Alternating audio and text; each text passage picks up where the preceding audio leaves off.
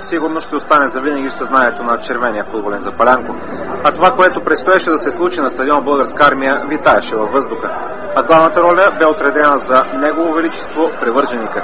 За тази публика, каквото и да се каже, все ще е малко. Това червено море, което изпълни Българска армия и стресира дори англичаните. Пак ли фойерверки, нискова подкрепа през всичките 90 минути, дори и тогава, когато отборът ти губи с 0-3 и ти идва от отчаяние и болка да си тръгнеш. Те обаче оставаха и подкрепяха своите любимци така, както никой друг. Оттам именно идва и това митичното, което може да се случи само на ЦСКА. С подобни фенове, история, която те кара да настръхнеш, когато облече червената фанелка. Ето рецептата за успеха и на този фон 0-3, 3-3 звучи съвсем реално. Да, възпитаниците на Стойчо Младенов сътвориха подвиг. Да, публиката на ЦСКА направи чудеса и всички футболисти и благодариха и се поклониха.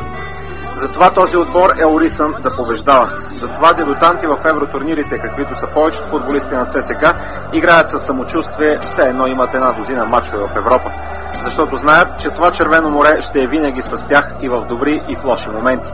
Затова няма нищо чудно в това да вкараш 3 гола на Блекбърн за 23 минути и също толкова на Байерн за 18. Затова ЦСКА е далеч преди всички български отбори, колкото на някой да ни им се иска и да ги боли от този факт. Затова именно матчът с англичаните ще се помни дълго. Ще се помни това, което сториха Гаргоров, Агналдо и останалите в червено. Сравнете ги като имена с Дъв, Дън, Кол, Тугай и Томсън. Разликата е огромна, но марката ЦСКА е тази, която изравнява везните.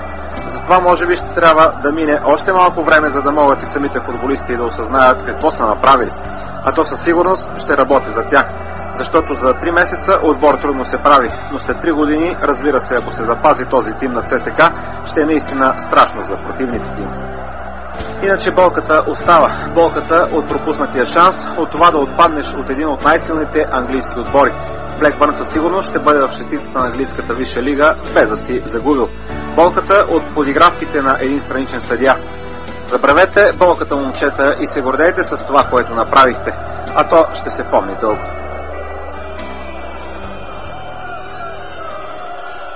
Действително това е така публика, не съм играл пред друга и мисля, че тя е най-велика.